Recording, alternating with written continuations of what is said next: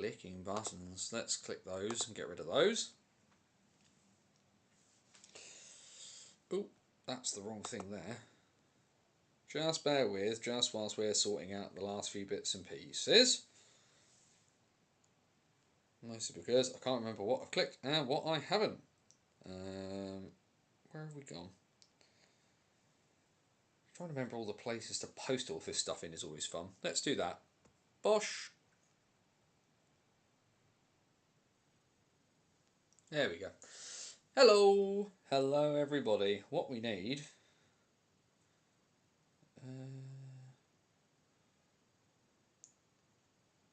just need to...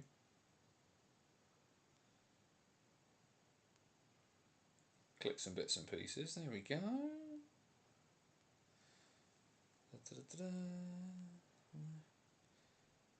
Oh, also going to help if I can spell. Do that, do that. Right. Hopefully everything is working. And I remember to set everything on time today, so everything worked. I just need to nudge that just a smidgen. Get all of this going. That should all be working. Really got to do some work on figuring out the algorithm and streaming to multiple platforms. I think all at once. I need to work that out.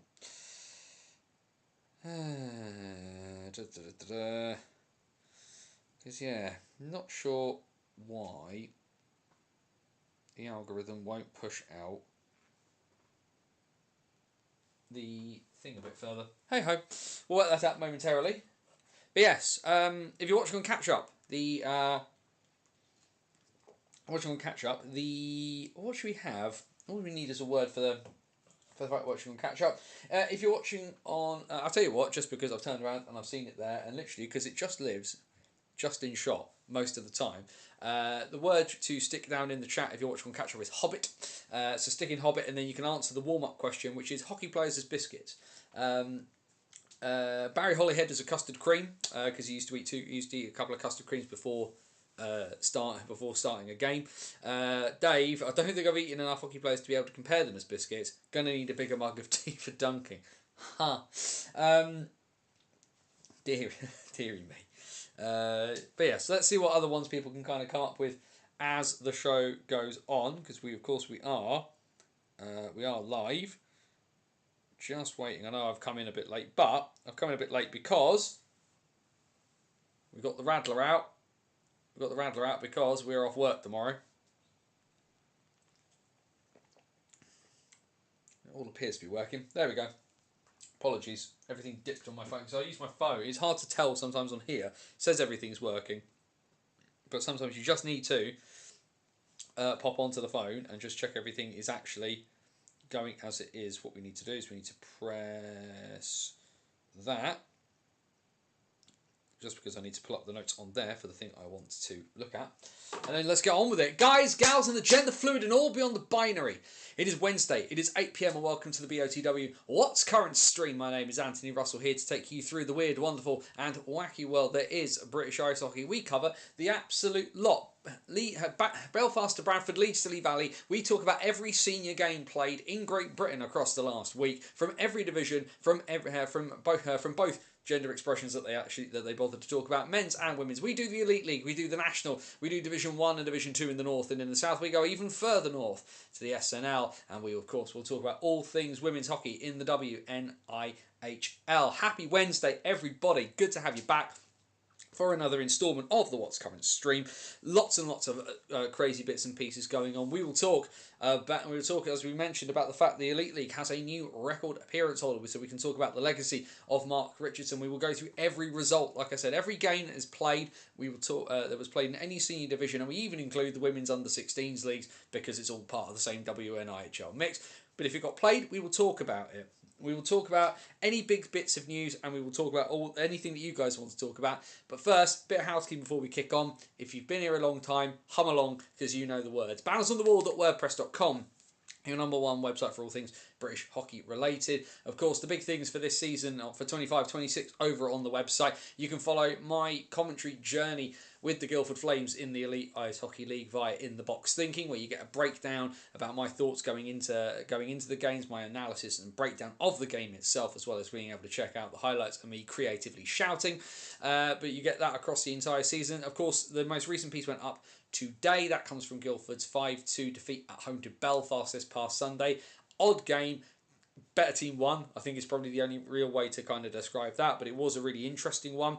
The other thing, of course, that you get from Banners on the Wall is our long-running Hockey Story series, long-form, in-depth pieces of content that some are written, some are audio-visual. We kind of cover the entire gambit in terms of stories. We go from the 19th century to the present day, behind the Iron Curtain, into war, and beyond. Lots of good stuff already on there. We talked to Jordan Kelsall about his love of finance and the financial markets. We talked to Richard Lim, the head coach of the Royal Military College of Canada, about what it's like to develop hockey players for something other than hockey. We've talked to over the years. We've talked to Steve Nell, Aaron Nell, Steve Dangle. We've talked to people the other side of the world. We talked about stories from history. We talked about Constantine Cantacuzino, the man who fought on both sides of the World War II and was a pioneer of Romanian ice hockey. I have lots of stuff, and new piece coming soon, because I did the interview for it last week and I've just had to kind of get life out of the way for a little bit, but that should be coming in the next week or two. Sat down with a couple of people who have a story that has been woven together, and even when they've sort of come apart from each other, they've ended up coming back together. It's a really, really interesting one. It's going to be written, this one, but might get them back as guests later on down the track in a video format, because I think it'll be pretty awesome. But either way, nearly 15 years worth of stuff going on over at bannersonthewall.wordpress.com. The other great thing, of course, is, like I said, every Wednesday night we're here live on YouTube. You can go down into the description to check all the links out to all of our socials. We're on X, we're on Facebook, we're on Blue Sky, in all those fun places. And I've just remembered I've not no, I did post. I haven't posted on Blue Sky that we're live. That wasn't my smartest move there, so we'll do that as we're talking. But also as well, like I say, the great thing is, like I say, we're here Wednesday night to talk about every single game. And of course, it's not just me talking. You guys can get involved as well, because you've got the chat, questions, comments, thoughts, feelings, anything you want to throw in as we talk about the weird world that is British ice hockey. Please feel free to do so. But of course, if you are joining in with the chat, please remember the golden rule, rule number 1 here at BOTW, and that is DBAD. Don't be a dick. Be respectful of other people's thoughts and feelings, and we are going to have a jolly good time. What I need to do very quickly, as I said, I've just forgotten to post on Blue Sky that we are live, which is definitely not my smartest move. We need to press some buttons very, very quickly. Either way, a few bits and pieces obviously going on. A few little moves. Of course, there you see Cardiff Fire have released a couple of players who are because of work commitments. We'll talk about that a little bit more when we get towards the South 1 section, which we are going to be talking about. There we go. Let's post on there very quickly. Bosh, bosh, bosh. There we go. Got there in the end. Just looking at that, actually, I've just opened up Blues on Blue Sky. No, that's somebody talking about it, rather that's somebody wishing for something rather than it actually happening. So that is fine. Either way, we will talk momentarily. Like I say, keep answering the warm-up question in the chat as well. Hockey players as biscuits. You see Andrew there. Difficult question tonight. Can only think Orange Club bars could be the Steelers or Steel Dogs, and the obvious Pittsburgh Penguins players like a penguin biscuit, like Crosby. It is a bit of a tough one. It's a thinker. It is a bit of a thinker.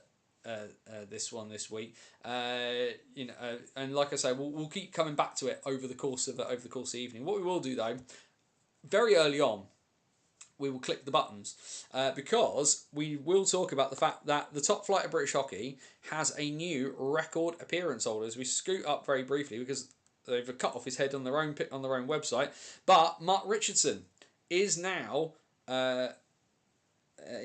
having played on Sunday against Fife. He is now the all-time appearance leader in the Elite League.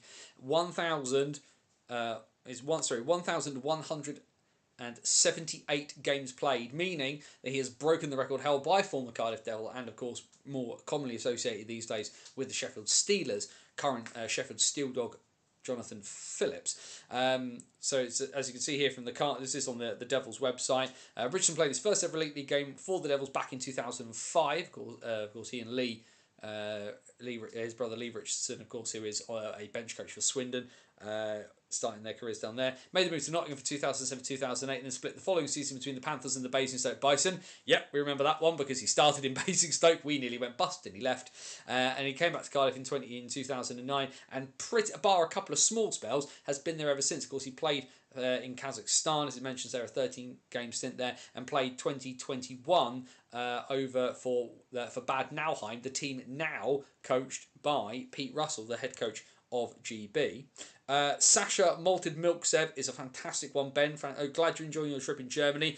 Go check out Ben's stuff over at Zero Pucks Given. He had a trip, I believe his first trip, to the Oberliga Süd last night, the German third tier down in Bavaria. So he was at Memmingen Indians versus the Stuttgart Rebels, which was a bit of a surprise result given that Stuttgart won there against the team top of the table.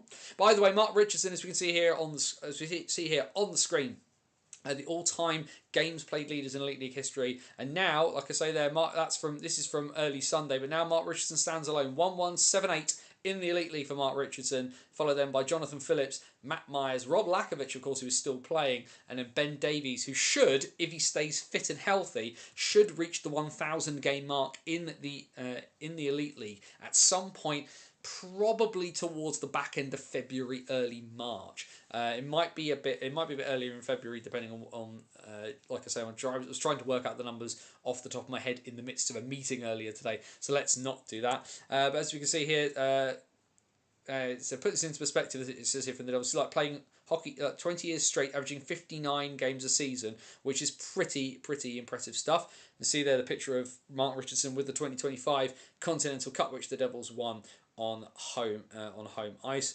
and yeah, just a fantastic achievement for a brilliant servant of British hockey that is Mark Richardson. Of course, like we've seen, he's had time, a little bit of time in some other places. Not a Devil's lifer per se, but certainly a player who's given an awful lot to British hockey. He is obviously much closer to the end of his career, has always managed to kind of be there or thereabouts when it comes to the national team, but we do know that, of course, he is slowly edging towards the end of his career. But great that one of the British hockey's great servants has been able to go out and break this record, and hopefully he will be able to retire on his own terms rather than needing to step away or do other bits and pieces. Of course, we will see what happens, because people will probably talk of retirement and he might end up in the NIHL at Swindon with his brother.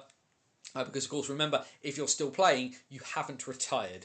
This is the thing we need to say, because, of course, Ben O'Connor retired. And by retired, he just moved closer to home to play in a lower league, which is always a fun one to figure out in that sense. But either way, massive congratulations to Richie on his achievement. Superlative player. Massively honoured to get the opportunity to kind of commentate on what he's doing at the moment as well. When Cardiff come to town, really enjoy it. Great stuff to see.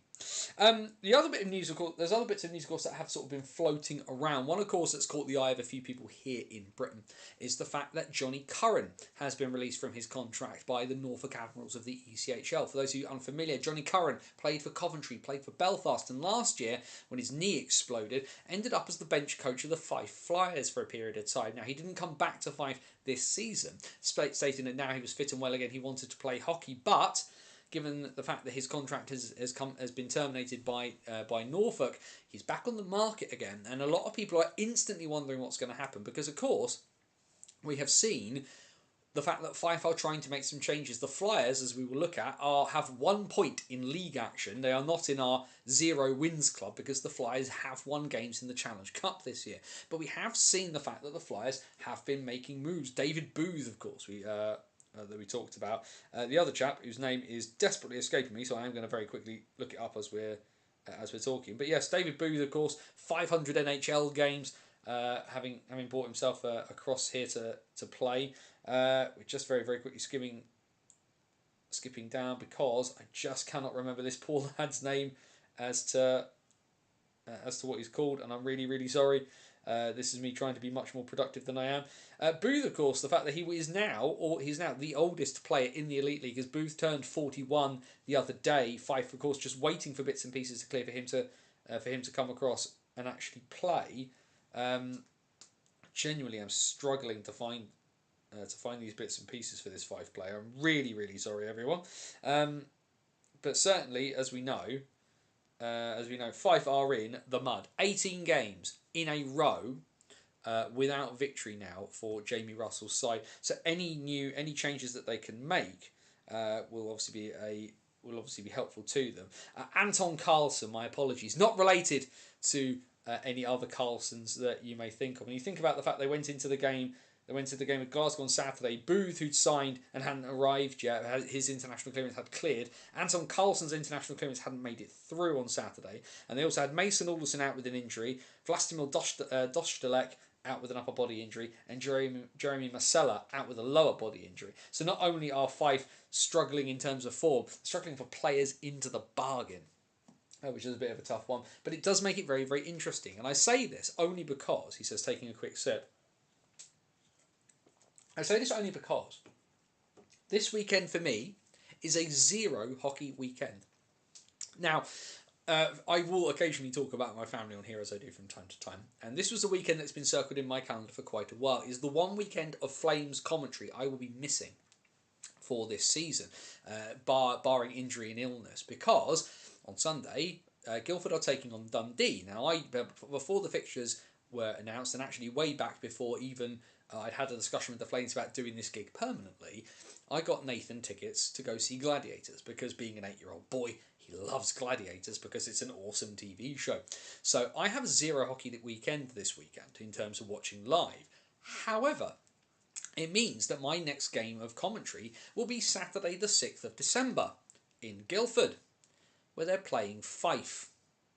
Could be interesting, given the Flames are not in the greatest of form right now, and Fife appear to be a very, very interesting prospect. Very, very excited to see how that pans out and what kind of Fife side we will get. Of course, as I say, the fact I haven't got any extra writing to do means as well that I can get on and get ready with the new Hockey Stories piece, like I said, coming soon.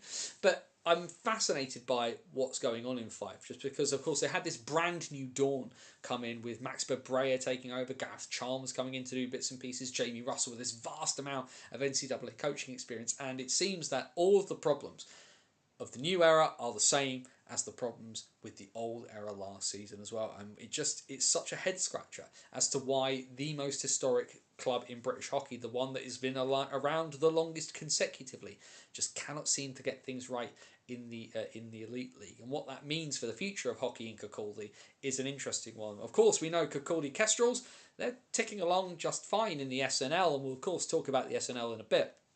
But there's a lot to be said for, obviously they've got some, new shiny toys coming in, but they've got to do something quick with it. The fact, I talk about this in, I talk about the Guildford aspects of some bits and pieces in the latest In the Box thinking, for the fact that this massive injury crisis at the start of the season has effectively meant that Guildford are still learning how to play with each other, and we're nearly in December. The problem is they've got to learn quick, because results will get away from them, and they don't want to have to be scrapping for the playoffs in March.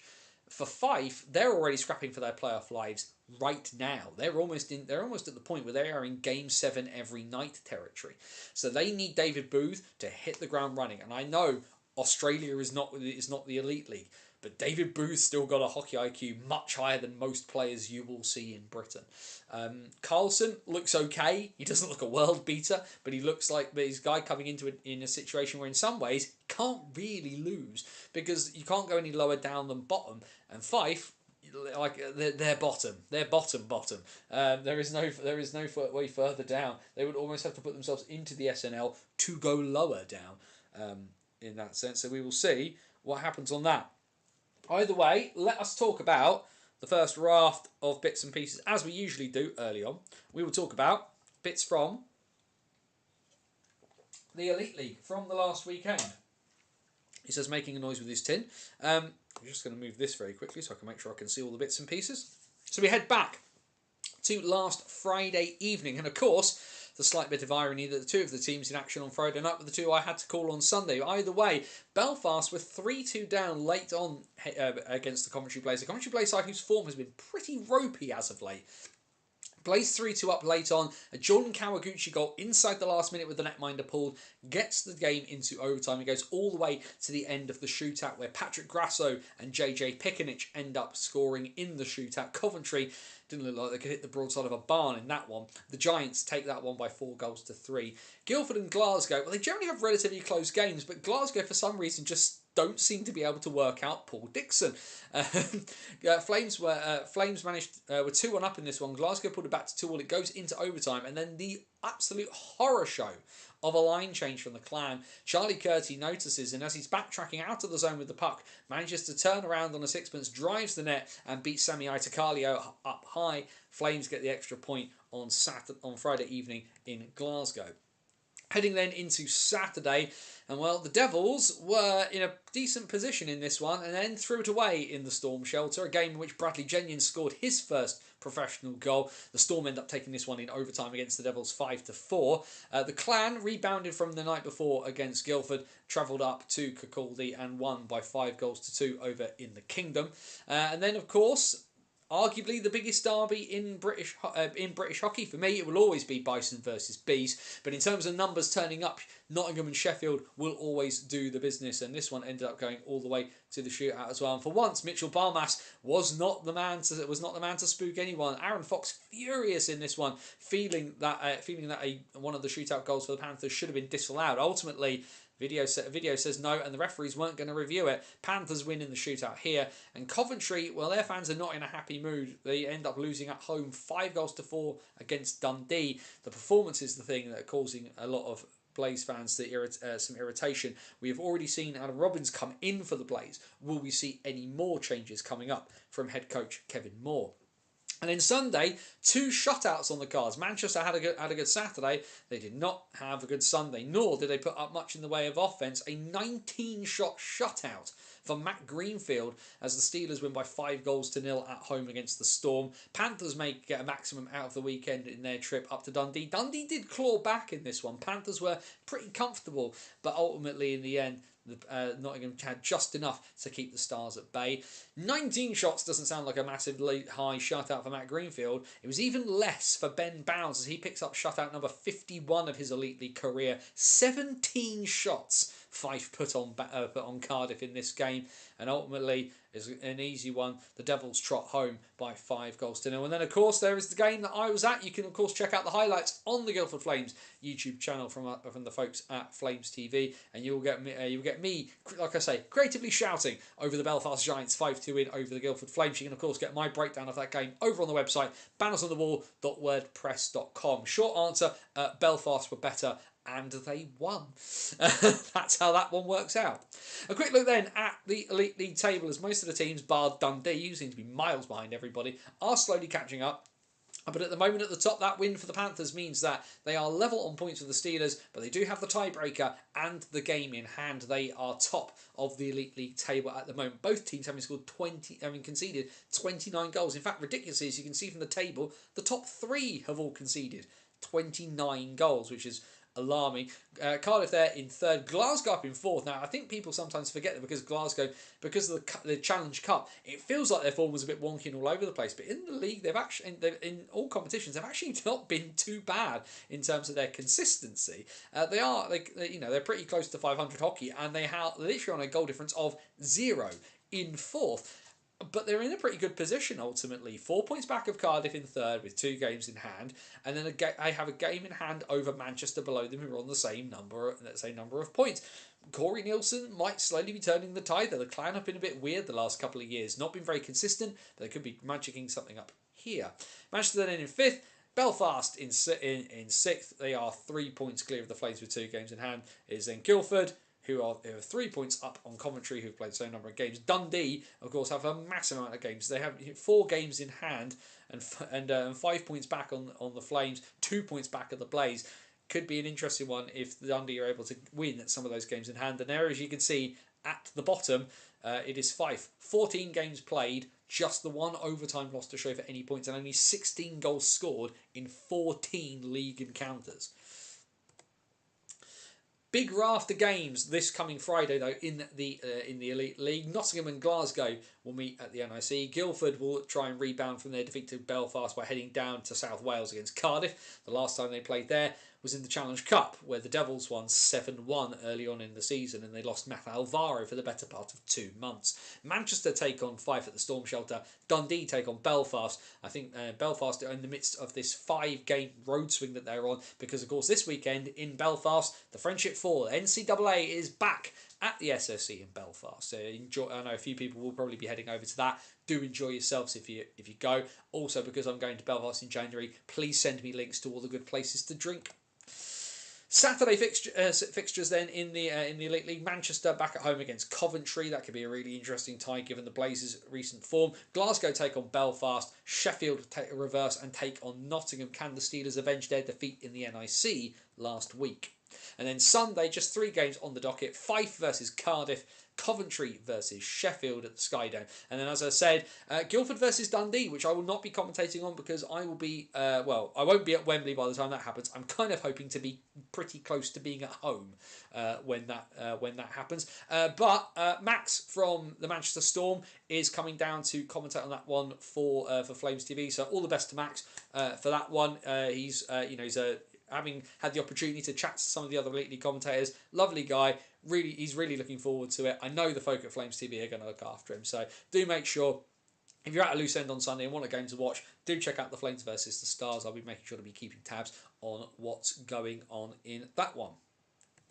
Which then takes us out of the Elite League and into the National Division. And of course, the good thing with the National, you can pretty much guarantee what's going to happen. In terms of when the game's going to be played. Just the one game from Friday night, and it was a big win for the Sheffield Steel Dogs. Of course, they made the point of signing Brady Parker. He then did not subsequently appear in that first game. Did the former Clarkson University netminder Alex Oldale taking the net as the Steel Dogs absolutely put the boot into Hull. 7-1 win in the Yorkshire Derby, and Alex Oldale literally moonwalking in celebration at the end of that one.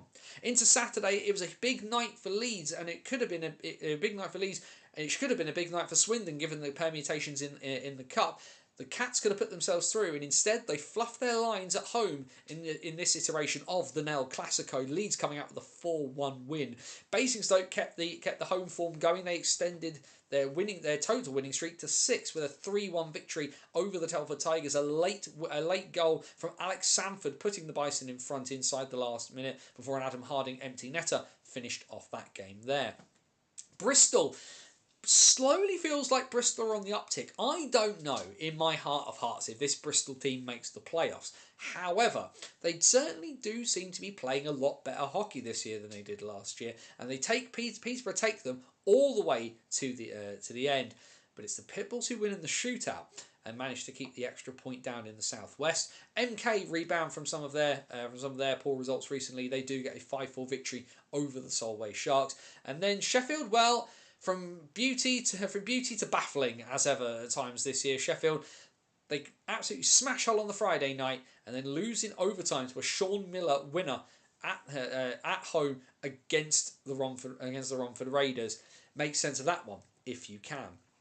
Sunday then, well, as you can see from the top there, Hull got themselves back to winning ways. They win by 6-2 up in Dumfries against the Sharks. The Bison's winning run comes to a cataclysmic end. Cold Ceci shuts the door at the Sapphire as the Raiders shut out the Bison by 5-0 on Basingstoke's return to playing hockey in Essex. Peterborough gets some revenge on Bristol. A Cam Huff hat-trick powering the Phantoms to a 6-2 win over Bristol in Breton. And like I said, one of the games that people will have been circling their calendars at the beginning of the year to see what happened, and it's a tight and a close one at the Castle, but Leeds get a maximum out of the weekend along with Romford, the only two sides to get 4 points this weekend in a national. Knights winning by 3-2, and Telford are going to kick themselves. They were 3-0 up in this game, and Swindon came roaring, pardon the pun, all the way back. Wildcats win 7-5 to keep themselves in a pretty healthy position, because as we look at the top of the National Division, it is still Swindon. Even losing to Leeds, they still have a 3-point advantage on the Knights. That gap has narrowed, of course, but Swindon still in the driver's seat. Leeds in second, 3 points back. Sheffield in third, a point back from the Knights with having played a game more. MK MK on 22, and then you've got Peterborough, Hull and Telford all on 21. That good start for the Tigers started to slip away a little bit, and they have dropped down the table. But the fact that you have 1 point separating fourth and seventh, 2 points separating fourth and eighth is pretty crazy. Romford then make up the playoff spot at the moment. Basingstoke, though, as you can see, have a massive raft of games in hand. Yes, they are going to end up playing a lot of hockey in a very short space of time, a couple of 3-3 weekends for the Bison, but they are in a position where if they can win those games in hand, they will make the playoffs. 14 from 14, already above Solway, and Bison have 5 games in hand over the Sharks. You'll see there from Jamie. Leeds have played 2 very similar away performances to win in MK and Swindon. Whatever anyone says, I think most of us realise that Aldrich is the best coach in the league. You will not get much of an argument from me. However, Jamie, you will be at least moderately pleased by the cup table because MK are still top at the moment. They have, of course, played played most of their games, which will be somewhat of an issue for them. However, it's not in a terrible position for them because there are a lot of teams though snapping on their heels because MK top 13 from 10, Leeds, Swindon, Sheffield all on 12, Hull on 11, Peterborough though on 11 points from 8 games played, and they are probably going to be the X factor here. Going to be a tough ask for everybody. Basingstoke aren't just out, they're Brexit out of the cup at this point. And then of course it means the fixtures in the National League are bespoke graphics here at Banners on the Wall for our National League fixtures, made, of course, by the wonderful Max Van Mullen of Romford Raiders, Romford Buccaneers, and for one night the other week, the Solway Sharks. A big game, actually, in that playoff race this Saturday down in the southwest at the Pound, Bristol, Basingstoke. This could be a huge one for the Bison. It's a must-win when you consider the fact that they will want to get back on the horse after that loss to Romford during the week. The Raiders themselves, they've got a long trip up to the Castle on Saturday to take on Leeds.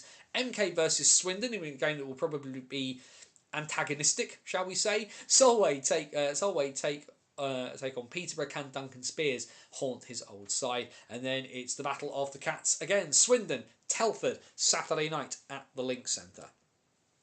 Into Sunday then, the Bison back home to take on the team that was the last of the old era in Basingstoke. The Leeds Knights finally make their return to Basingstoke this coming Sunday. Hull take on Bristol at the world's most versatile arena. Romford take on MK. Solway and Peterborough will about face to the north. And Telford will take on Sheffield. Of course, as someone has poked in the chat, Sean Easton cracking straight on with whipping the boys into shape. I hear training has taken a turn for the better. And of course, we did wonder what would happen with Sean Easton's first weekend in charge, and immediately that new coach bounce, proving big dividends for the Raiders. I'm going to stop for a second because I want to have a swig of this whilst it's still cold. Questions, comments, thoughts, feelings, anything else that's... We've gone through the Elite League, we've gone through the National Division. So before we crack on with Division 1, Division 2 and the SNL, we'll just have a brief pause if people want to get stuff into the chat. I can see I've got an email, but fortunately it's just one from HSBC telling me about the budget, which is fine, all things considered. And of course, I will do, whilst you guys are sticking stuff in the chat to talk about, I'm very quickly going to do my usual bit of just double checking that there hasn't been any huge news that I've missed in the last few minutes whilst I have been talking. Certainly a few bits and pieces to check out from other places. I know that 3 on 3 didn't put out a podcast this week. EIHL Face Off definitely have. Of course, you had a View from the Bridge last night. No Patrick, which was a bit strange. Poor Davey McGibsey trying to man the tech, which is always a hilarious sight to see. Love you, Davey. Those shoes are still green. What else have we got? Obviously, Zero Puck Skipping have recovered from their technical flub, so hopefully we'll get a few bits and pieces out of them soon. The Billingham Stars podcast. Obviously, interesting times in Billingham, and if you haven't been keeping up with the Stars, we'll talk about the bits and pieces happening in North 1, because that division is looking pretty wild, all things considered. Leeds have to win in Basingstoke on Sunday for the cup. Defeat will likely mean they're out. Awesome. Let's ruin everything, as one of my favourite songs says. And if you're wondering what song it is, it's a song called "I'm Horrible at Processing Rejection" by a band called Showbread. As ever, I am terrible at I'm terrible at liking songs by bands nobody has heard of. But it does mean that if you ask Craig Simpson nicely at the forum on a Sunday evening, he might play you "Battle Dancing Unicorns with Glitter" by Five Eye and Frenzy.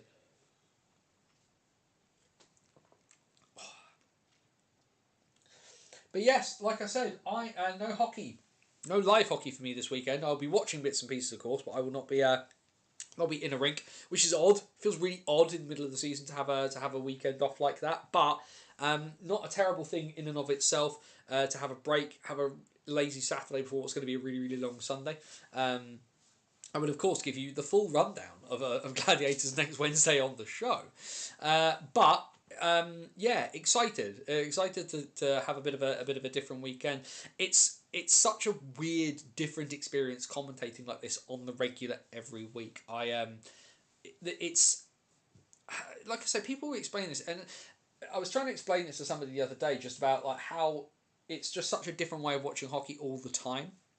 Um, and there's quite a lot that goes into it, more than I think I initially kind of anticipated. But the good thing now is I've hit a point where I'm able to kind of do bits because the work I put in the summer means that the sort of the repetition bits I need to do are easier to do now. The problem I do have is I do need to do some bits and pieces with Fife because I knew I wasn't seeing them for ages, so I have done less on them. Same with Dundee. Sorry, it's because I'm seeing them later, but it is what it is on that front. But but like I said, to have a week off in the middle of the season does feel a bit of a strange one. But I do have to say, for there are justifiable criticisms of the Elite League. In a bunch of different things. But actually, I should say, Flames have been great right at the beginning of the season. Fixtures are coming out. Do you know what dates you can't do? I said, I cannot do this date. I will be there for the rest of them. And their response was, cool. That was it.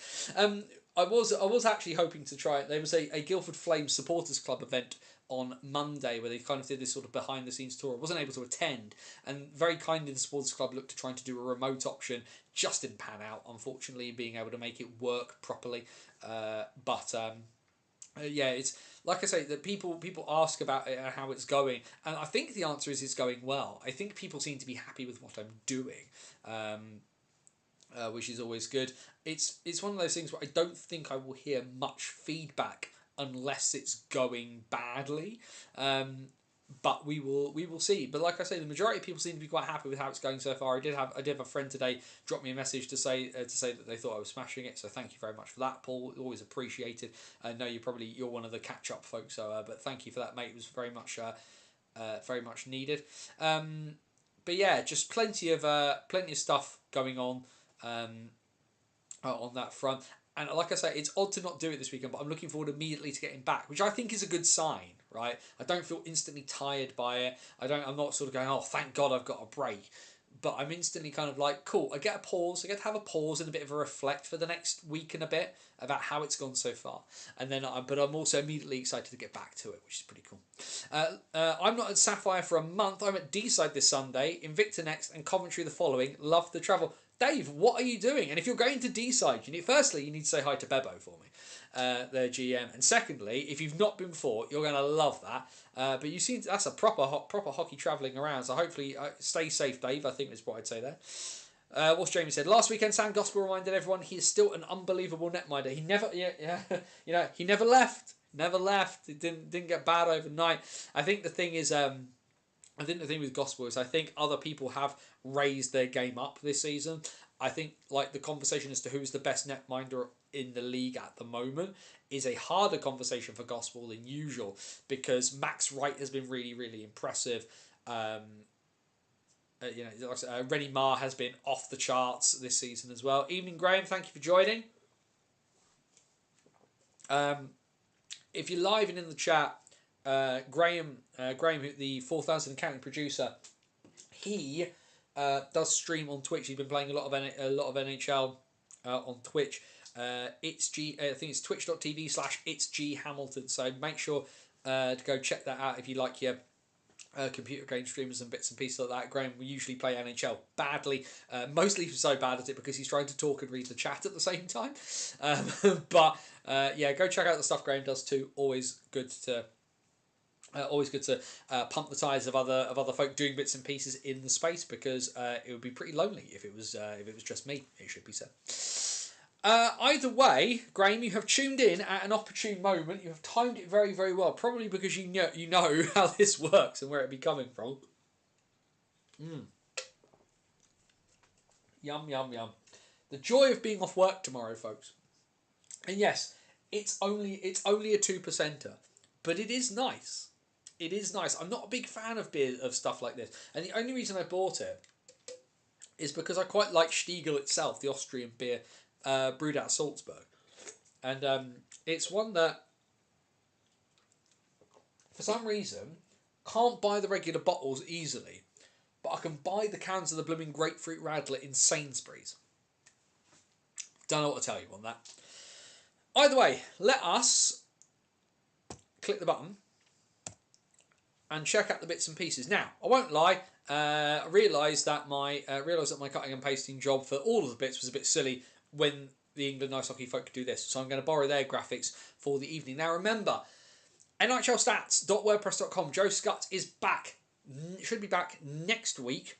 Into December. I don't believe we're getting box scores out of Joe this weekend. I will double check with him, because if we get them back, brilliant, we'll use them next week. If not, if anybody's earned a rest from doing all of their work for British hockey, it's probably Joe. So we'll just leave that as it is. Either way, we'll start as we usually do, up in North 1. A pretty mad Saturday evening. Leeds Knights 2 and Widnes. That game towards the bottom end of North 1. A big playoff encounter there. And well, our friend Luca Tassadri, who's not made it into the chat tonight, or maybe he's just going to be late. But either way, the Wild managed to squeak out of Leeds with a win. 6-5 the final score. A bit of a comeback from Leeds towards the end. The Wild hold on and get the points there. In the afternoon face-off at Ice Sheffield, a 1 p.m. face-off, despite everything telling us it was 12:40. But unsurprisingly, Blackburn beat Sheffield, because, yeah, if you've not been paying attention to what's going on in North 1, you'll see in a minute why this isn't a surprise to anybody at all. And then Telford and Hull, I get to break out one of my favourite sayings. Why defend when you cannot defend? 9-6, the final score in Telford on Saturday evening. What a ridiculousness that was. Just everybody ruining their stats, their plus-minus, and their goal difference into the bargain. Sunday then, a few more games. Blackburn versus Billingham, and the misery gets compounded for the Stars as their league title defence has swiftly gone off the rails. 8-2 the final score over in Lancashire. Hull beat Sheffield because, yeah, that's fine. And a maximum 6-point weekender for the Widnes Wild. A weekend that they probably would have looked at the beginning of the season and said, if we want to make playoffs, we need to do the damage here. Nottingham, Alex Rushby scored 4 of those 5 goals and was 4+1 on the night, because it's Alex Rushby. But either way, Widnes win 7-5 in their away weekender. A huge statement from the Wild as they look to push themselves up the table and keep themselves in playoff contention. And then at the bottom, it was League and Cup. D-side needed to win, and they do. And not only did D-side win, they only concede 1 goal against Solihull at Hobbs-Moat Road. The Dragons are through to the semi-finals of the Cup. Their final positioning is not 100% guaranteed at this point. Blackburn are the only team that are 100% through. They are already confirmed as the winners of Group A.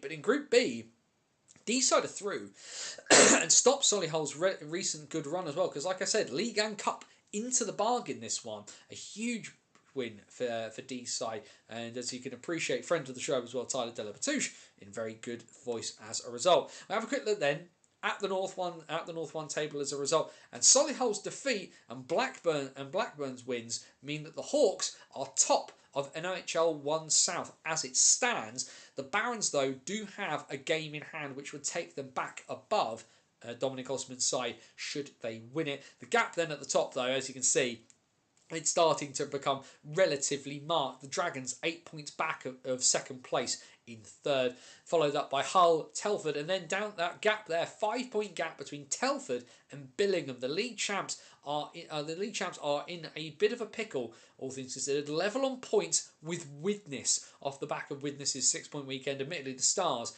do have 2 games in hand over the Wild, and then as you can see, the battle for 8th spot is very much heating up. 12 points apiece for Nottingham and Leeds. Lions hold the tiebreaker at the moment. And then at the bottom, as you can see, sad face time for the Scimitars. 19 games played, 19 defeats, 126 goals against in those 19 games.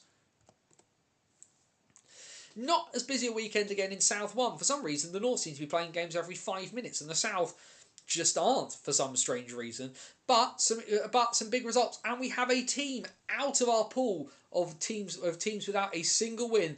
Ethan James finally has his debut win as the head coach of the Romford Buccaneers, and Max Van Mullen finally in net for a victory. Up the boy is what we say to that one. The Buccaneers beat the Swindon Wildcats 2 by 6-3. This is a big victory for Romford in a bunch of ways, because for those people who watch every week, we've seen how good Swindon Wildcats 2 have been. And yes, the results have not always fallen their way, but the quality of their hockey has been pretty high, and they've caused some issues for those big boys in the league. And then they go and drop a donut down in Romford. But either way, congrats to the Buccaneers for getting themselves out of the 0 victory pool. They leave those teams behind.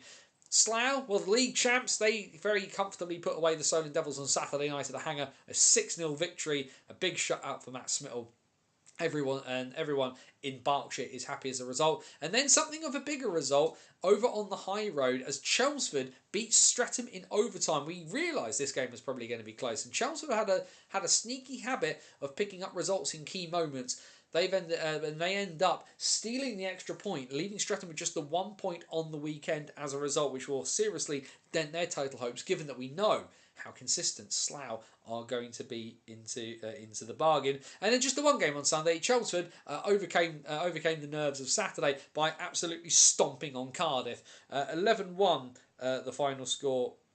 The final score in this one, a pretty comfortable win at the Riverside for the Chieftains. The Fire did announce today that both Chris Kassianovs and Ian Spridgen have both left the club. To read this, as they both depart due to ever-changing personal commitments.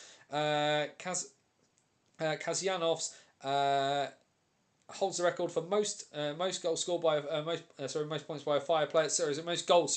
67 goals and 111 appearances for him. Nottingham-born defenceman Spridgen joined the team in 2023 after playing most of his senior hockey with the British Army. 56 appearances in 3 seasons. So we wish them all the best going forward with what it is they shall be doing. South 1 table then at the moment looks like this. Chelmsford top of the table at the moment. Streatham with 2 games in hand could still very handily overtake them. And then as you can see there, Slough have only played 7 games and have 19 points. So they've got 5 games in hand on Chelmsford and are 6 points back. If Slough win out, and given the fact that they're going to be facing a lot of those games in hand will be against teams lower down the table, you'd venture that by the time this all shakes out, the Jets will be back at the top of South 1. The gap is already starting to emerge there, though. Invicta and Swindon level on 15 points. Of course, the Wildcats losing in Romford gives the Dynamos a pretty strong position there at the moment. 15 points from 9 games compared to the 11 of Swindon. Solent in 6th. 14 from 10, so they of course could wiggle their way up the table. Romford have got themselves off the bottom of the table. Cardiff of course have an overtime win to their name, but Romford winning in regulation takes the Buccaneers above the Fire as things stand. Romford of course as well have the game in hand on the Fire.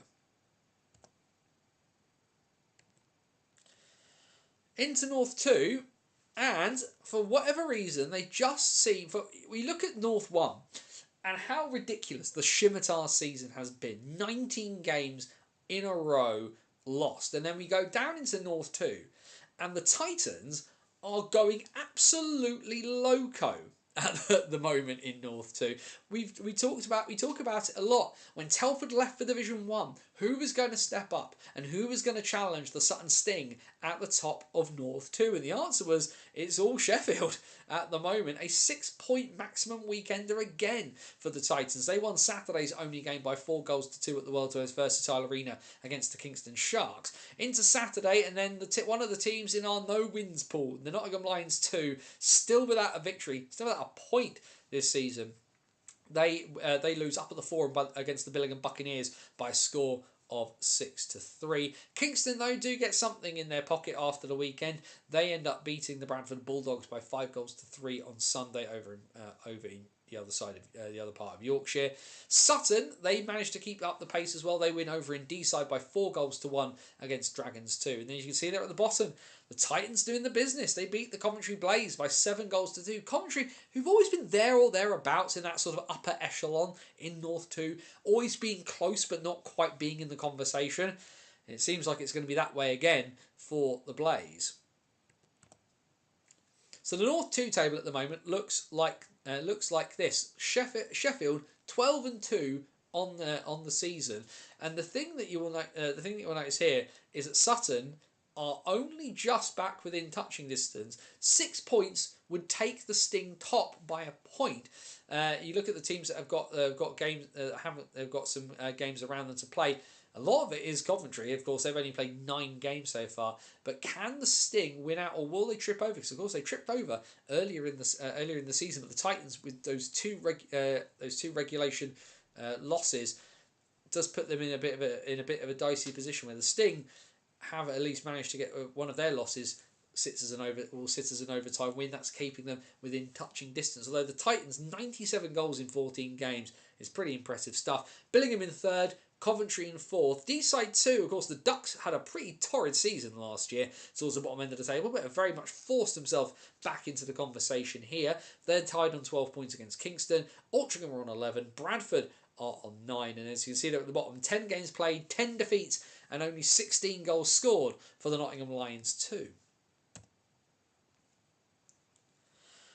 And then into South 2, plenty of action going on. Including, as we can say, more goals, and goals. And we know things down at the Cardiff Canucks. We know they like to do things a bit differently there, of course. The free entry, doing things in a bit more of a North American style than some of their counterparts. But it seems to be working right at the moment. And they get a big overtime win in front of their home crowd against the Chelmsford Warriors at the Vindico last Saturday evening. The Guildford Phoenix big mammoth nearly 2 year winning run came to an end at the hands of Peterborough, but they were immediately back on the horse. A 5-1 win at home over the Oxford Rising Stars on Saturday to restart the streak. Will it last another 600 odd days? We will find out before too long, no doubt. Haringey got themselves a little bit of revenge against the Slough Spitfires. They, of course, lost against Slough in Slough, and now the Huskies managing to put one over the Spitfires at Alexandra Palace. 7-3 the final score there for Lee Mercer's side. Our friends, the makers of Rule 2 here at BOTW, and of course Rule 2 is don't count out the Invicta Mustangs, and the Invicta Mustangs giving themselves no reason to be counted out. There is all thumbs up down in Gillingham. A 9-2 victory for the Mustangs against Bristol Pitbulls 2. And then there's whatever the hell happened last Saturday down in Gosport. 15-3 for Peterborough Phantoms 2. I don't want to say they're a bit good, but they are a little bit good. Just a little bit. What we might try doing very, very quickly as we're talking about it, if we do Peterborough Phantoms, let's have a quick hunt through and see if we can find. Let's see if we can find some information from this game, because that is barking mad. Here we go. So, thank you to the Peterborough Phantoms 2 NIH Facebook page for this one. 15-3 the final score down in Gosport. Connor Pollard, 5 goals. James White, 3 goals. 3 goals. So yeah, White 3 goals, Long 3 goals, Connor Pollard 5 goals, Leo Markey 2 goals, and then goals each for Mellet and Nathan Pollard into the bargain. Like, if you're Solent at that point, what do you end up doing to get within touching distance there? We'll just see very, very quickly if we can get the scorers from Gosport on this one. Oscar Evans with a goal for the Devils in that one. Goal Peterborough. Just seeing what else is there. No, the only one that we can definitely see. I click all comments. So we know Oscar Evans got 1 goal. And I cannot see where the person doing the updates for Solent has listed any of the other goal scorers for Solent, which is unadvantageous when you're trying to get the information. Either way, like I say, another big win for Peterborough Phantoms 2 in what we reckon might be their last season in Division 2, and at the moment it is them at the top. They, as you can see there, they sit quite comfortably. Guildford one game back, but 8 points away from them at the moment. Everything sits with Phantoms 2. If they can find a way to keep things going, they will end up comfortably being league champions. And as you can see at the moment, Phantoms 2, 12 from 12, and only averaging 2 goals against a game. That is crackers numbers. I know we talk about it a lot that South 2 is probably the widest tent. There's the widest gap between top and bottom in this division of any division in British hockey, arguably. But those are crazy numbers. Guildford then in second. They have a 4-point advantage on Invicta. Of course, our friends the Mustangs doing their business. They then have a 6-point gap over Haringey. Haringey do have a game in hand, so that gap would maximum be 3. Cardiff, Slough, Bristol and MK would currently make up the playoff spots if they started today. And it does sort of sit with the Thunder this one. They've only played 7 games. They have a 2 games in hand over Solent, having got the same number of points. Outside the playoffs at the moment sits Solent, Chelmsford, Oxford, and Lee Valley. Now Lee Valley are already well out of our pool of teams with no wins. They have a regulation win already, having beaten Slough earlier in the season. They have 4 points. We've been waiting for quite a while, sometimes on the course of this show, for Lee Valley to get close to 4 points, and they're already at 4, and we're not even in Advent yet. So shout out Lee Valley. Here's going for double digits on that front. Well then, before we have another pause, we will have a quick look at the Scottish National League. And of course, please, somebody, for the love of all things holy at SIH, please put your results on your website in a readable format. Please put your fixtures on your website in a readable format. That's not a big blooming grid that we have to read around that doesn't fit properly on either a phone screen or a laptop screen. Make things easy to read, please. Either way, again, folks who've been paying attention this season will not be surprised by that top result at all. Paul Kilmarnock, it just goes from bad to worse at the Galleon at the moment. Paisley win by 18 goals to 1. And of course, that's a Paisley side that has recently added Barry McKenzie, Craig Peacock, Gary Simpson and Ewan Hill. The Pirates are having a whale of a time at the moment with some of that talent. Solway, who've been a bit up and down in their form, they end up losing at home against Aberdeen. Of course, we've been trying to make a bit of a push on in both league, if nothing else, heading towards the playoffs. And then, Whitley end up losing in regulation to the Dundee Rockets. A big win for the SNL champions in this one. One thing as well that should be said, talking about Whitley, that game that was abandoned after 40 minutes between the Warriors and the North Ayrshire Wild has been awarded to Whitley. The points have gone to the Warriors in the league table. One game on Saturday from the Scottish Cup, and you may well have seen the news about it. Edinburgh win by 2-0 against North Ayrshire. Capitals through to the semi-finals of the Scottish Cup, 8-2 on aggregate. But the bigger talking point here is in this game was the fact that Edinburgh got 1,800 people into Murrayfield in November for an SNL game. Let that sit in your brain for a moment, right? That the SNL, and yes, we've talked a lot here at BOTW, Did a whole interview with Jamie Thompson about it, about how the SNL's been improving. But this is absolutely crackers that in the SNL, which let's face it, at best is the same level, is on a par with NIHL Division 1, right? Let's not go into ridiculousness about this, and I'm sorry, folk in Scotland, but the SNL is not at the same level as the National Division, right? This is third tier British hockey. And Edinburgh got nearly 2,000 people into Murrayfield. If we have a quick squiz on the National Division website, let's quickly bash our way through the games from Saturday, right? So let's look as close like for like as we can do. Okay, if I can get this to work, that'd be really, really helpful. But for some reason, it doesn't seem to want to function the website for me. That's really annoying. But let's go. Let's see how far back we can go. Okay, there we go. Finally, it's going to work for me. So Saturday was the 22nd, right? So 1,800 people. Let's work on this. Swindon, 1,410 for their game against Leeds on Saturday.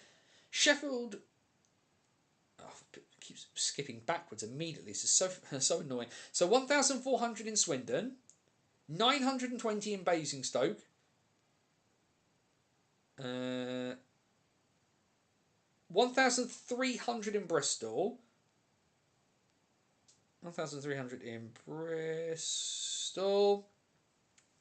2,288 in Milton Keynes. And then that last one, 526 in Sheffield. Edinburgh beat all but one game in the division above. And I'm pretty certain that they've beaten every game in NHL Division 1 and NHL Division 2. That is bigger. In fact, actually, you know what we should do? Let's have a quick squiz, actually. If we can have a quick... If I quickly have a look at it. It had the same number of people, roughly. I can't remember the exact number from Edinburgh. But Guildford had 1,874 on Sunday against Belfast. Let's have a look at another rink team. Dundee had 1,593 in the Elite League. That is crazy that they are doing such numbers in the SNL. And people say, "Oh, we want Edinburgh back. We want Edinburgh back in the Elite League." Why would Scott Neal, in his right mind, move the Capitals to anywhere else? Why would they do that? Why would they stay anywhere else? That is bonkers that they can do those numbers. Either way, Caps not in league action, which will have an effect on the league table momentarily. Sunday, well, Kilmarnock did slightly better. They managed to hold Paisley to within 6 goals. Paisley still won by 7 goals to 1 on that one. However, another shutout for Tom Brown. He now leads the SNL with his third shutout of the season. Whitley win by 3 goals to 0 at home against the Lynx. Quite a close game, this one, all things considered, but ultimately enough for the Warriors to get past it. In the first leg of their Cup quarter-final, a win for the Dundee Rockets away at Kirkcaldy. They beat the Kestrels by 6 goals to 2. Oh, wrong one. Wrong button. There's the league table. Thanks, of course, to Connor over at SNL Ice Hockey Updates over on Facebook. Congratulations to Connor as well. That page now got 1,000 people following him, which is pretty awesome for that. And as you can see, by virtue of that win in the league and Edinburgh not playing in the league, Whitley are now back at the top of the SNL. However, of course, you can all read, Edinburgh have 4 games in hand and still haven't lost. They have 50 goals in 11 games and have only conceded 21. To be fair, Whitley conceding 27 in 15 is still not terrible numbers either. Paisley's recent additions mean that they're in a pretty good position as well. They have 20 points, but have played 16 games. Dundee have 4 games in hand. They're only a point behind them. There is then a gap starting to emerge. Aberdeen 5 points back on the Rockets in 5th. Kirkcaldy also on 14 points. Aberdeen hold the tiebreaker. And then the gap really does appear. Solway have 6 points in 7th place. North Ayr, of course, those points have now been awarded against them for their game that was abandoned against Whitley. They're on 4 points. And our friends, the Kilmarnock Thunder, 13 played, 13 defeats, 19 goals scored in 13 games, and 179 conceded. Ow, ow, ow, ow, ow, ow, ow, ow. How many people went to the Dundee SNL game? I haven't been able to find that, Andrew. I do wonder if I have another quick look whilst we're talking. Because that was... they were in Kirkcaldy in the Cup. I'm just going to go see if I can find... If I click on the game sheet on the SNL website, that should give me a bit of an idea, but I don't know whether this is going to list the attendance. It does not, unfortunately, list the attendance in this one. It does tell me Kirkcaldy goals coming from Joe Somerville and George Pitcaithley. Goals for the Rockets in this one. John Dolan, because he keeps rolling along, scoring goals there. Lewis Neve, Lewis McIntosh, and a hat-trick from Sam McCluskey from defence for the Rockets in that game. And then SNL fixture graphics made by me because I was really, really fed up of not being able to just read the fixtures properly. SNL. So tell me that one. So yes, it has all the graphical now. It has all the graphical now. So a breeze block through a greenhouse window, but at least we can read it all in one place easily. This coming Saturday, Kirkcaldy versus Edinburgh. Can the Kestrels trip up and give Edinburgh their first defeat of the season at all? Massive game in the race for the playoffs over in Ayr as the Wild take on Solway. Paisley take on Whitley at the Braehead Arena. That should be a really interesting game given the way the top 3 is shaking out at the moment. And then the second leg of their quarterfinal of the Scottish Cup. Aberdeen beat Kilmarnock 10-4 back in the Galleon a couple of weeks ago. The second leg is this coming Saturday up in Aberdeen. I don't really need to tell you who I think is going to win that one. And then just the one game this coming Sunday in the SNL, and it is in the Scottish Cup. Whitley and Solway as the 2 new teams. They had their playing game, which Whitley won, and the first leg of their quarterfinal against Paisley is this coming Sunday at Hillhead. The second leg will be played on the 14th of December back at Braehead.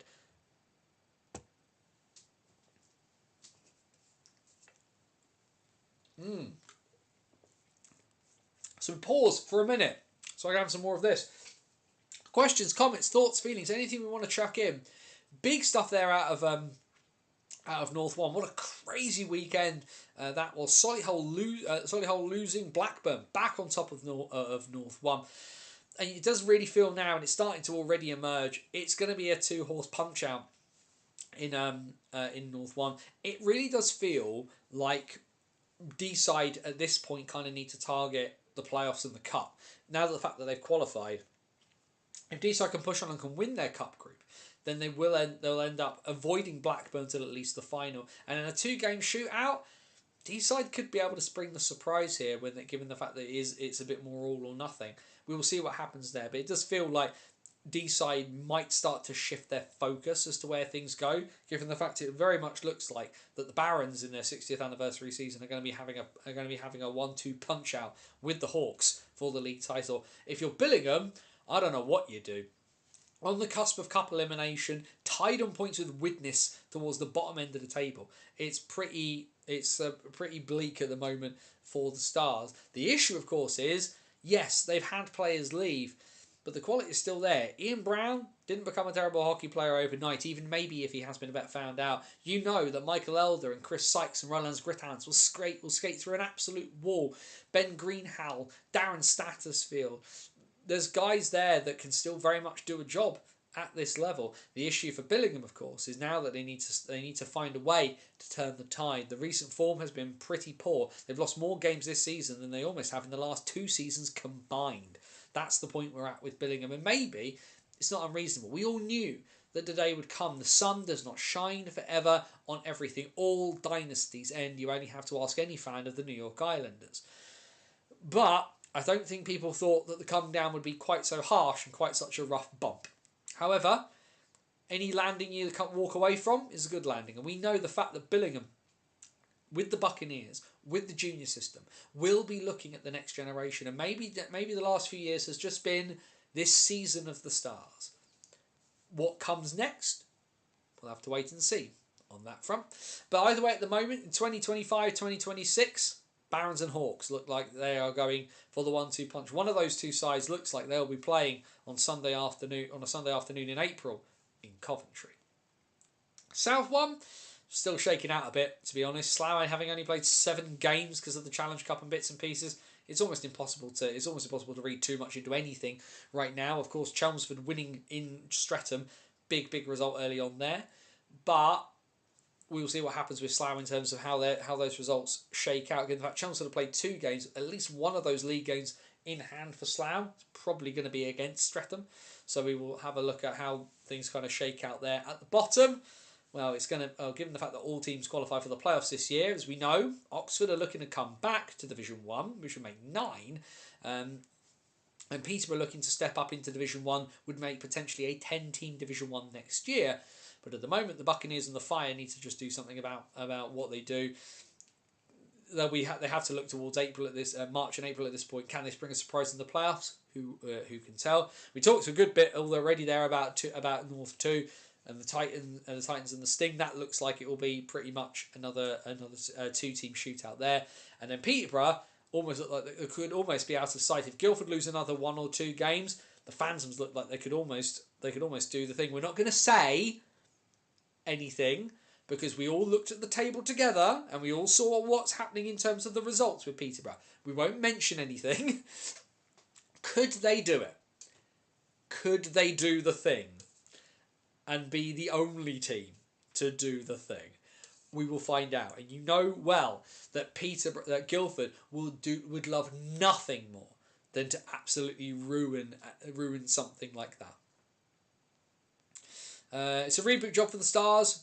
There are good junior players coming through. At least they are putting faith in kids. Unlike Blackburn, where they've distanced themselves from the junior club. That is a bit of a strange one. The fact that the junior Hawks are now the Lancashire Lightning, it is a bit of a strange one. Dominic Osmond has very clearly made the point that he's looking to win. Him and I very clearly have differences of opinion when it comes to development bits and pieces. The state of North One as a development league, because like even Solihull don't have tons of junior players there, but there's at least a few. They've pulled a few bits and pieces. People will say Landsbergs is an import. He's not. He's British trained, and secondly he's from Coventry. He's not exactly and not a local lad. I'll give you Nicholas Otterson is pretty much part of the furniture. The really new ones, Jake Riley because he's Australian. Like what else? Like I say, it's not tons and tons of juniors. But it's all guys who've been on board for quite a while. The really big addition there in Solihull, and I know Graham, if you're still watching, will agree on this one. Corey Goodison on the back end has been absolutely massive for the Barons so far this year. And sometimes as well, we've seen for a while the Mulcahy brothers, and Nicholas Otterson as well. Goals in the net was not the issue. Sometimes you don't need to add more. You just need to make yourself more well-rounded. And that is what will end up getting you results. That's why Leeds do so well in the National. Yes, they have the absolute ludicrous firepower, but they're a well-rounded team with good net minding and good defence and good attack. You can sometimes ride one line all the way to success. It happens. Coventry with Calder and Carlson back in the day. But even then, the depth wasn't that far behind them. The drop-off wasn't huge. And this is the thing Solihull look like they've done this year. They had a top line. They had depth guys who could play minutes. The middle and the back end needed sorting out. And now they have a middle. And now they have really good quality on the back end. And Graham Laverick's not a terrible goalie. There we go on that one. In the SNL, Edinburgh just looked ridiculous, and we won't talk too much more about Edinburgh because we've said quite a bit. I feel for Kilmarnock. I have reached out to the Kilmarnock Thunder. It should be said they are not the subject of this upcoming hockey series. I have reached out. They are yet to respond, and I can't imagine why they don't want to talk to anybody about why they're shipping 14 goals a week. However, the offer will remain open. I will always gladly speak to everybody, and they deserve respect for going out there and trying. 100%. Right, we will get back to it and have a look at the WNIHL, because a big weekend for the Whitley Bay Beacons, because they were on the road as we knew, and they did not get the bounce on Saturday. The league champion Solihull Vixens managing to get by and get the win, but a win away on Sunday for the Beacons down in the southwest. They beat the Bristol Huskies, who are battling at the bottom of the table with Streatham, as we know. Beat the Beacons winning by 6 goals to 2. What that means for Whitley Bay is they are, for the moment, back to the top of the table. 13 points from their 10 games, with the Queen Bees, with 4 games in hand, they're only 2 points back. That's somewhat problematic for them. But either way, the Beacons, you can only beat what's in front of you when you have to play them. And the Beacons have points on the board now that the Bees do not. And so the Beacons are top. However, the Queen Bees have a goal difference of plus 32 and have no defeats this season. Solihull, with their win, will keep themselves in the conversation, but they're 3 points back of the Queen Bees, 5 points back of Whitley Bay. Their title defence could be a bit interesting there. Guildford in 4th, and then at the bottom there, Streatham, of course, pulling themselves above Bristol the other week. Huskies bottom of the table at the moment, just the 2 points from the 7 games played. Thanks as ever to Andrew Day for chucking the bits and pieces into the chat. Robin Mullin, a shorthander from Katie Henry, and a goal, of course, from Jodie Alston-Smith for the Vixens. Whitley Bay's goal coming short-handed from Steph Towns on the Saturday. On the Sunday then, Bristol's goals coming, one on the power play from Ellen Pereira Moray, and another one on the power play from Katie Edgington. Goals for the Beacons, a hat-trick from Emma Lambert and 2 from Steph Towns, and a power play goal from Casey Trail. Around the rest of the WNIHL then, as we head down into Division 1 North, a successful trip at the weekend for the Sheffield Shadows. Not a great weekend for the Solway Sharks. Shadows win by 7 goals to 2 on the Saturday up in Dumfries, and then the Sharks travelled down to Nottingham on the Sunday, and they lose by 8 goals to 4. A 0-point weekend for the Sharks ladies, and the other sides of that big hockey rivalry smiling as a result of it. The other game, well, we know Kingston want to get their way back into the Women's Elite League, and they absolutely kicked the ever-loving snot out of Widnes, 18-0 on Merseyside for the Diamonds. In 1 South then, we know Dave will be smiling somewhere. A 7-2 win at home for the Cambridge Kodiaks over the Chelmsford Cobras. And the Firebees, well, they slip up at home against the Swindon Topcats, who missed out on promotion the last couple of years. Into Division 2 in the North then, in the Valerie Conference, a good weekend enough for the Whitley Bay first team, and the second team also getting points on the board. A 3-2 win at home at Hillheads against the Telford Wrekin Raiders. And in the Elizabeth Conference, Nottingham Vipers 2 defeating the Kingston Diamonds 3 by a score of 7-0. Into the South, just the one game in the Valerie Conference, and a big goal fest at the Ox Pens, but the Midnight Stars getting the win over the Cardiff Comets 7-5. In the Elizabeth Conference, a good win at home at Lee Valley for the Vampires. They beat the Bristol Huskies 2 by 7 goals to 1. Invicta with a successful trip to the Midlands. They beat the Coventry Phoenix 5-2, and a win on Sunday for the Vampires. Back-to-back wins for them. They defeat Cambridge Kodiaks 2 by 6 goals to 1. Into the under-16s then, we've had a few games in the North recently, and a win for the first time in a while for the Billingham Stars. A 10-1 victory at home against the Kingston Diamonds under-16 side. A big win for that Stars under-16s women's team, new this season, of course. Not quite as good at home for the Nottingham Vipers. The Leeds Junior Knights ride into town and ride out with all the points and scoring all the goals. 12-0 the final at the NIC. And the Whitley Bay under-16s adding to a good weekend for hockey folk in the North East. They beat the Sheffield Shadows by 12 goals to 0. Finally, though, because we haven't had any for a couple of weeks, 2 games in the under-16 South in the WNIHL, both 1-1 ties. Welcome back, ladies. The Bristol Huskies Puppies and the Ice Bees 1-1, and the Swindon Top Kittens and the MK Storm 1-1. I still think the fact that the Swindon women's team are called the Top Cats and the under-16s team are called the Top Kittens, I think is one of the best naming conventions in hockey. Absolutely Love it.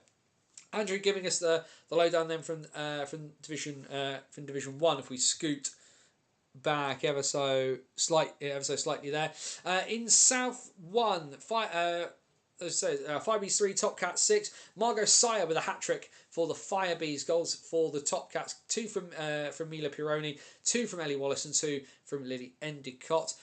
Cambridge in the Cambridge Chelmsford game, 7-2 win there for the Kodiaks. Kodiak's goals: Christina Ashley with a hat trick, 2 for Chloe Carter, and goals as well from Scarlett Shelton and Josie Milton. Teresa Plankova and Brittany Stoneman on the board for the Cobras. Big thanks to Everett as Andrew, to Andrew for always keeping us honest, keeping us up to date with bits and pieces in the WNIHL. Dave, I can see, is smiling off the back of that Cambridge win at last. But we have done it. The lot is done. We have gone through absolutely every game of senior hockey from across every division in Great Britain. Elite League, National, 1, 2, SNL, WNIHL, the lot. We open the door. Questions, comments, thoughts, feelings, anything you want to chuck into the chat. It is free reign. You can talk about anything hockey related you want for the next 10 minutes or so until we get on out of here. Andrew just chucking the fixtures in for us as well for the WNHL. Saturday in the Elite League, Streatham, Whitley Bay on the high road. Sunday at the Pound, Bristol Huskies, Solihull Vixens. North 1 on Saturday, Caledonia Steel Queens back in action against they welcome the Nottingham Vipers. Caledonia, and then it's a double home weekender for the Steel Queens. They were and a double with Nottingham, so they meet Saturday and then meet at 8 o'clock on Sunday morning. Great scheduling. Widnes Wild take on Kingston 4:25 over in the northwest. 1 South on Saturday, Chelmsford versus Swindon, and then from South 2 in the Valerie Conference, Slough Sirens, Solent Amazons is a 1:15 at the Hangar. Chelmsford Haringey is 4:50 at the Riverside. But yes, stick in anything you want. NHL, AHL, OHL, EIEIOHL, whatever you want to talk about. Of course, the big news, slightly not hockey related, but very hockey related. Of course, the news coming out that the new series, Season 5 of Shoresy, will debut in Canada on Christmas Day. If you've not watched Shoresy, it's all on ITVX now, so you don't have to do what I was doing for a long time, which was using a VPN to watch it via Australian telly. If you haven't watched it, it's not for everybody. The language is incredibly strong, but for me, as somebody who really enjoyed Letterkenny, if you've watched Letterkenny, then you need to watch Shoresy. For me, it's one of the best sort of comedy shows in terms of its writing for quite some time. Really, really good stuff. Like I say, seasons 1 to 4 are all on ITVX to go watch now. Season 5 coming Christmas Day in Canada. What's usually happened is it's come out in America and other territories a month later, so we should get it end of January. If you wish to purely use legal methods, I will not condone you doing anything illegal on my stream. Is all I will say to that. But if you like Shoresy, go check it out. I personally love it. It's one of my favourite TV shows at the moment, so I would recommend go checking it out if you haven't already. But yeah, certainly. Like I say, the Friendship 4 this weekend in Belfast. He says quickly pulling up. Pulling up the details. Just very, very quickly trying to pull the bits and pieces together. Friendship 4, there we go. Waiting for the bits and pieces to do what we're trying to do. He says trying to get the fixtures. Trying to get the fixtures up for bits and pieces. Because what I want to do. Ovi still scoring. Yeah, got another hat-trick for Alexander Ovechkin. The number creeps higher and higher. And of course we do know that that he did get bought that car by Wayne Gretzky, it should be said. Just trying to find... It's now stuck me on Ticketmaster, which I don't necessarily need, but I do need later. I'm trying to work out the order of the fixtures for this one, whether they've even announced them.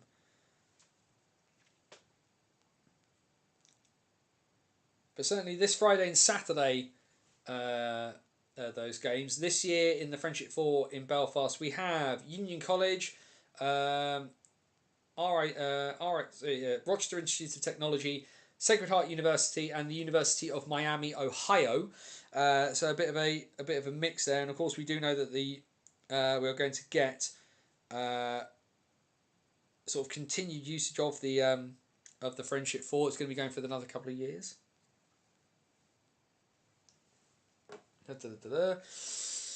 Andrew, if you're in here, what do you think about the argument of Solihull asking for a review of a head injury to Nicholas Otterson because the rules state he should have sat out this weekend?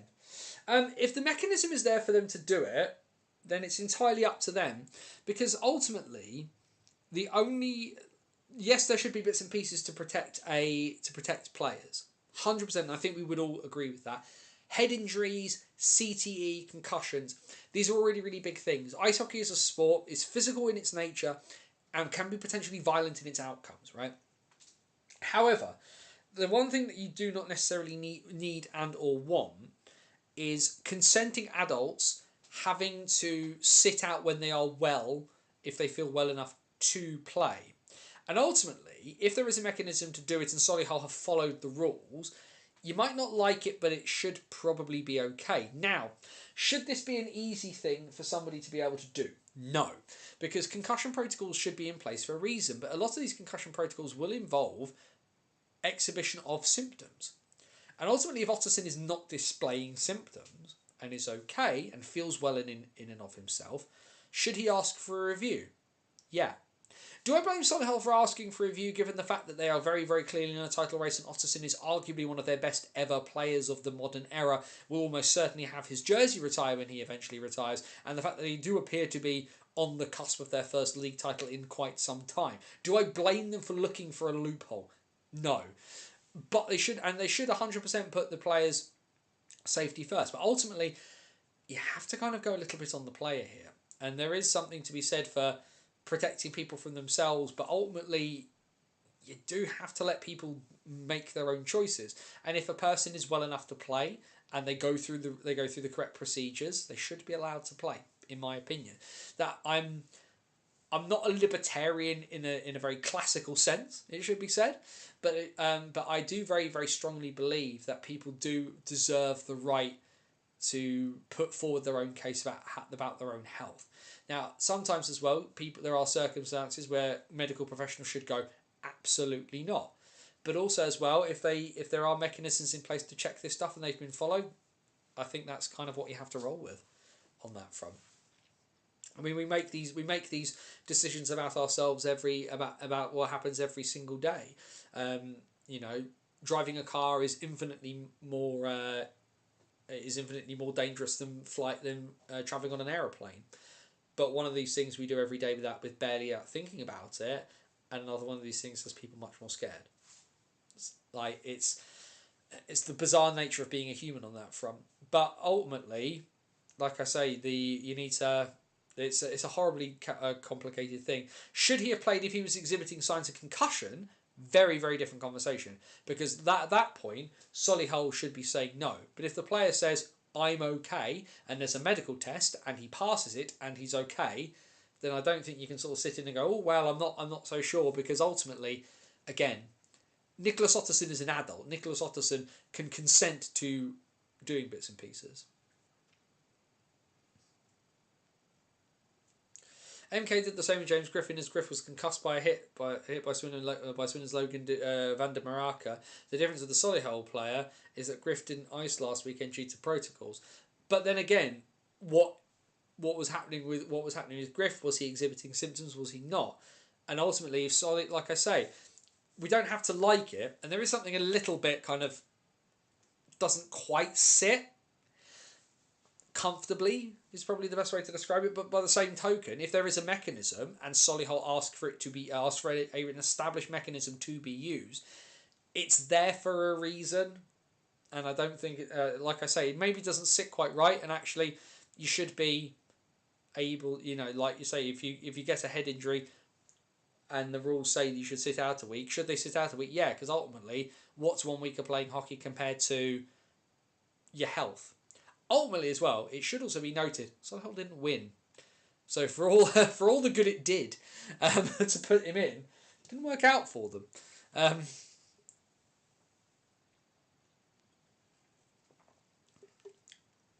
But like I say, James Griffin, this will be a really silly thing to say, but I do need to say it out loud. Nicholas Austin and James Griffin are not the same person. And the hits they received were not the same. The outcomes will not be the same. What happens from there is, and also as well, you have to remember there will be a difference in the application of some stuff between the National and Division 1. Just like there is of major penalties.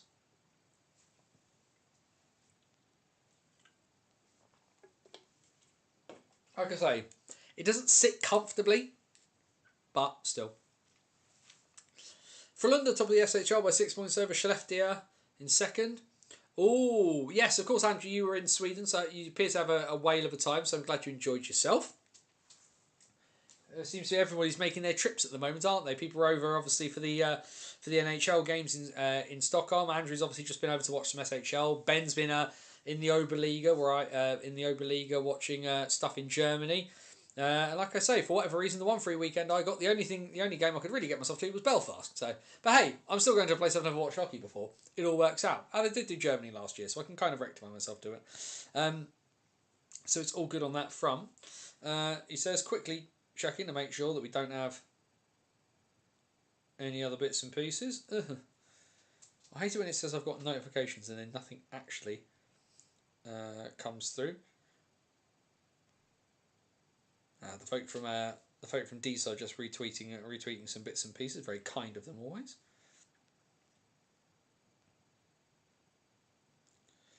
No extra news by the look of it in the. Oh no! Interesting. 45 minutes ago, we did miss something there. From Telford. From Telford Tigers 2, we can confirm that defenseman Stephen Crowe has departed Telford Tigers 2.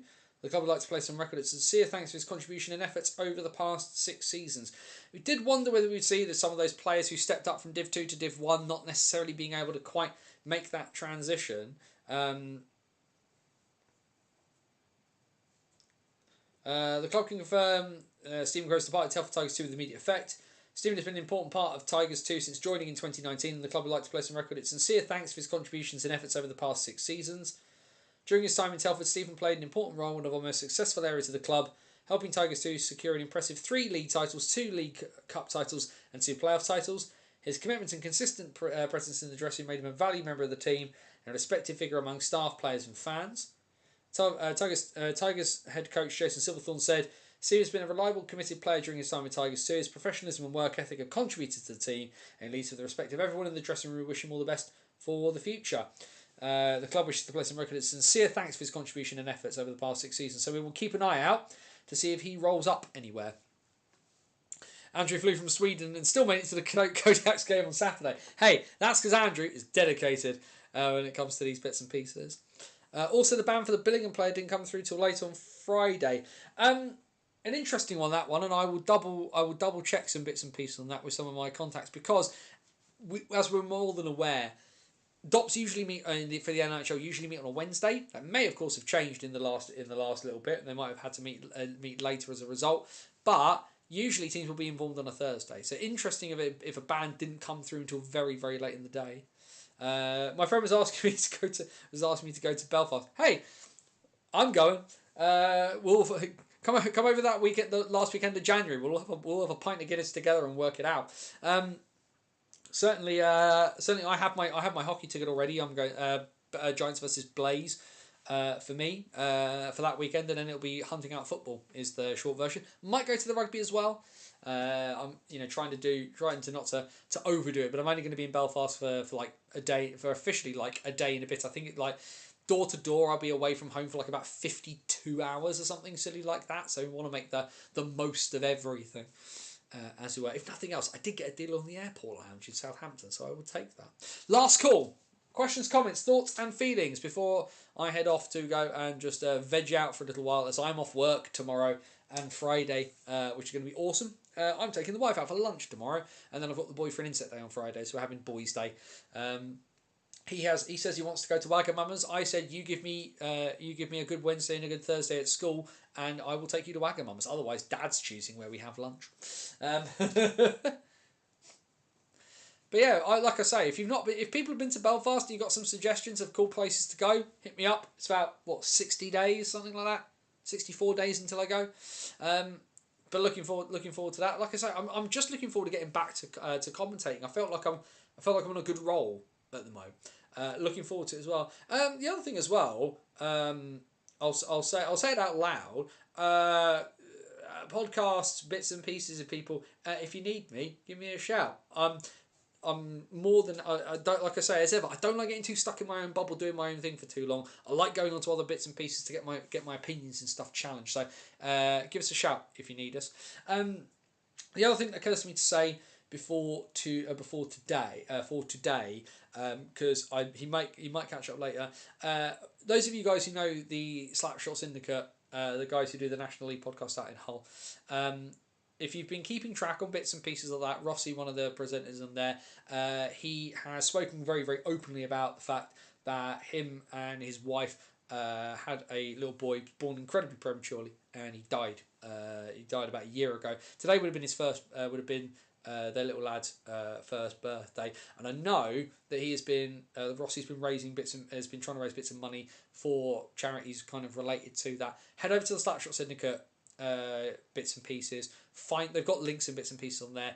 Go chuck some stuff in there because I've been keeping track of this. And Rossi's been in the gym. He's cycled 10 kilometers a day every day for 100 days leading up to today.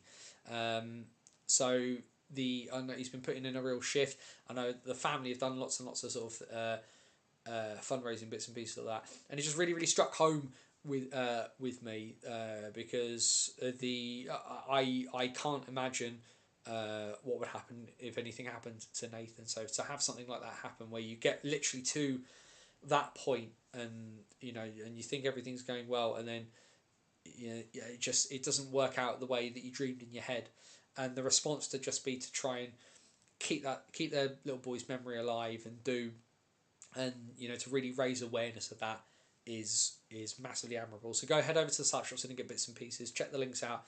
Stick some money in the fundraising pot if you can. I think that would be massively appreciated around this point.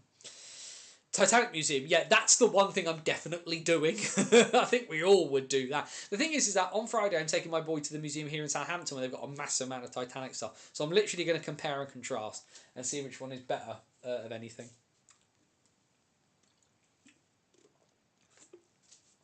Oi, oi, oi.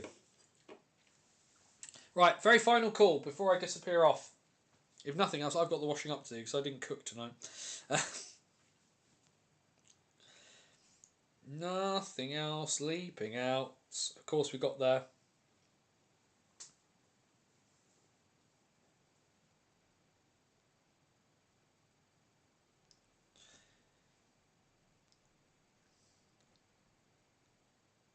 Just double checking that we haven't missed any news.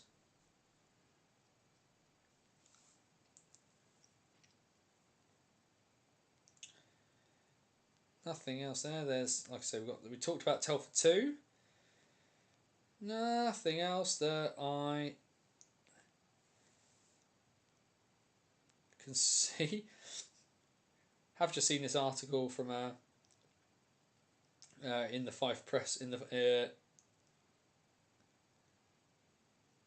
from Alan Crowe at Fife. Five Flyers will now have Swedish forward Anton Carlson in the lineup this weekend after international clearance delayed his debut. Yes, we knew about that. But the coach and the fans will have to wait a little bit longer for NHLer David Booth. He's not due in Scotland to touch down in Scotland. He's not due till next week. So it does look like he might. I might get David Booth. That'll be fun. On Carlson's arrival, Russell said, "He brings good experience and size and a reputation for working hard. His good hockey sense will chip in offensively for us." But he warned, "We have to be aware of a saviour complex expecting one guy to come in and make all the difference. It will take time to get used to hockey here, the schedule, travel and systems. But I'm looking forward to getting Anton and David both in." Saviour... He's not Jesus, Jamie. God love you. Right. Do you think Hindsight 5 should have come down? I think they have earned the right to try Elite League first. We will see what happens after this season, I think. And thank you. Yeah, thank you, Dave. Much appreciated. We will call it there. BannelsOnTheWall.wordpress.com, your number one website for all things related to British hockey. Follow my commentary journey this season from high atop the Guildford spectrum in the box thinking, where you will get a unique insight from the commentary position into every game that I commentate on this year for the Guildford Flames. The other thing, of course, to check out on the website is our Hockey Stories series, long form, in-depth pieces of content telling stories from across the beautiful sport that we all love. From the 19th century to the present day, behind the Iron Curtain, into war and beyond. We got stuff for you. Some of it's written, some of it's audio visual, but either way, plenty of stuff for you to enjoy. If, like me, you love a good story. Nearly 15 years worth of stuff to check out over at bannersonthewall.wordpress.com. Of course, you can go down into the description of this YouTube video, the one that is. You can get all the links to our socials. We are on X, we are on Facebook, we are on Blue Sky. And of course, you can check out our virtual busking hat over at buymeacoffee.com/BOTW. As we say, you don't have to give us money, but it does cost to exist. And if you want to help us keep the lights on, keep the wheels spinning, you can go buy us a coffee over at buymeacoffee.com/BOTW. And then of course there's all the usual YouTube spiel. Please subscribe to the channel if you haven't already. Would love to get the numbers up on that as we head towards creep ever closer towards the end of the season. Like the video, share it out. Remember, folk who watch on catch-up bits and pieces like that, go back, get the word, put it in the comments along with your hockey players as biscuits. And like I say, also as well, we are here. If I'm not commentating, if I'm commentating, it's a Friday, but most of the time, we are the only live show to talk about every single game of every single adult division across all of British hockey. You get it here Wednesday nights on the BOTW YouTube channel. It's the BOTW What's Current stream. Yeah, like I say, a weekend off. And a good time to have one, I think. And like I say, the fact I'm going into it, knowing that both a rest will do me good, and that I want to get back to it as quickly as possible, is a really, really good thing. But I'm gonna take my boy to go do something he really enjoys. And I will say this as well: hockey is great, and we all love it. But if you need to have a break from something, even if it's something you really enjoy, please take a break. Hockey will be waiting for you when you come back. I promise you it will. And yes, you can, we have this sort of mad rush of 7-8 months and then we get the summer off. But if in the middle of all this you say to yourself, I just don't feel it today, then you don't need to. Step away. Have a week off. Come back. Have 2 weeks off if you need to. It's okay. We will be waiting for you on a Wednesday evening, 8 p.m, whenever you want to come and join us. It's totally cool. Be happy. And if you can't be happy, then wherever you are, especially this time of year where the weather's really rubbish and everything's dark and grey, please do whatever you can to please be safe. As my friend Scotty Watts would say, take care of yourself and somebody else. For BannersOnTheWall.wordpress.com, this is Anthony Russell saying stay safe. And so long until next time, enjoy your weekend. I will give you the full rundown from Gladiators when I get back next week, because you can join us back here next Wednesday at 8 p.m. for the BOTW What's Current stream.